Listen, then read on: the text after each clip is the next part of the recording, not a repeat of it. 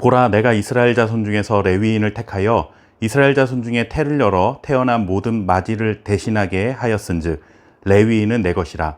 처음 태어난 자는 다 내 것임은 내가 애굽 땅에서 그 처음 태어난 자를 다 죽이던 날에 이스라엘의 처음 태어난 자는 사람이나 짐승을 다 거룩하게 구별하였음이니 그들은 내 것이 될 것임이니라.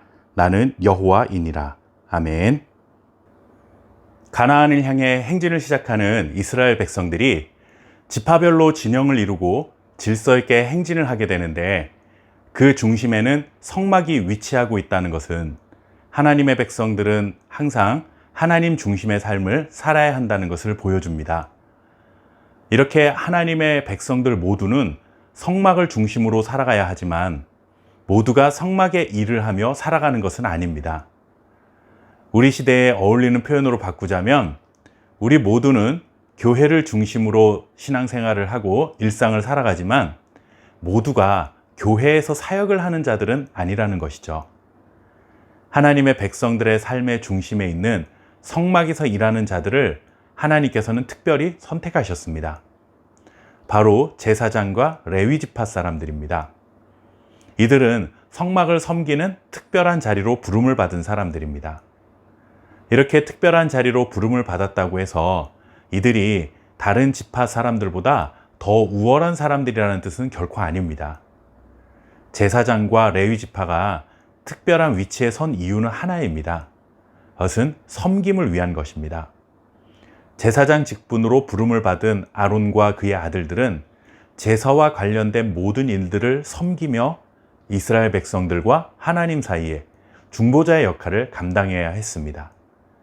그리고 레위 지파는 제사장들을 돕고 섬기는 자들로 세움을 받았습니다.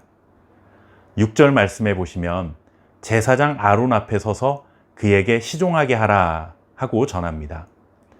제사장 아론을 시종하라 하는 것은 그를 왕처럼 떠받들어라 하는 그런 의미가 아니라 아론의 직무를 도와주어라 하는 그런 뜻입니다.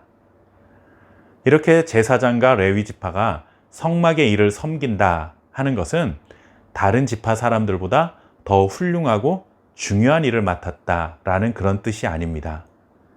이들은 전쟁이 나도 전쟁에 직접 나가지 않습니다.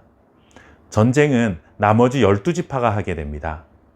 전쟁은 하찮은 일이고 성막의 일은 고귀한 일이다. 이렇게 구분해서는 안 된다는 것이죠. 제사장과 레위 지파는 전쟁 중에도 이스라엘 온 회중들이 하나님 중심의 삶, 성막 중심의 삶을 살아갈 수 있도록 성막의 일들을 전적으로 섬기는 것입니다. 결국 이들은 이스라엘 온 백성들을 위한 섬김이다 라고 말할 수 있는 것이죠. 하나님께서 우리를 특별한 자리로 부르셨다, 하나님께서 나에게 특별한 은혜를 주셨다 하는 것은 특권의식을 가지고 다른 사람들 위해 군림하며 명령하라 이렇게 주신 것이 아니라 철저하게 다른 사람들을 섬기라 하신 하나님의 뜻이 담겨 있음을 알아야 합니다. 하나님께서 레위 지파를 이스라엘의 장자로 선택하셨습니다. 장자를 하나님의 것으로 선택하신 것은 장자는 하나님의 것이고 나머지는 사람의 것이다 라는 그런 의미가 아니라 장자를 하나님의 것으로 삼으셔서 나머지 모든 것도 하나님의 것이라는 사실을 고백하게 만드는 것입니다. 즉, 레위 지파를 장자로 삼으셨고 그들을 하나님의 소유로 삼으셨다는 것은 나머지 모든 이스라엘도 하나님의 소유로 삼으셨다라는 그런 의미인 것이죠. 그리고 레위 지파가 성막을 섬긴다 하는 것은 곧 이스라엘 전체가 성막을 섬긴다라는 의미도 되는 것입니다.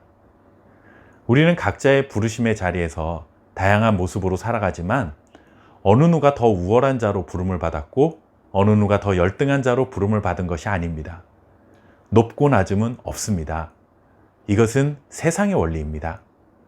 전쟁을 위해 부름을 받은 자는 전쟁이 났을 때 최선을 다하면 되는 것이고 성막의 일을 위해 부름을 받은 자는 언제나 성막의 일을 섬기는데 최선을 다하면 됩니다. 우리는 오직 섬김을 위해 다양한 자리로 부름을 받았습니다. 내게 주신 삶의 자리에서 하나님을 섬기고 내가 속한 공동체를 섬기고 형제자매, 이웃들을 섬기며 살아갈 수 있는 저와 여러분 될 수 있기를 바랍니다. 감사합니다.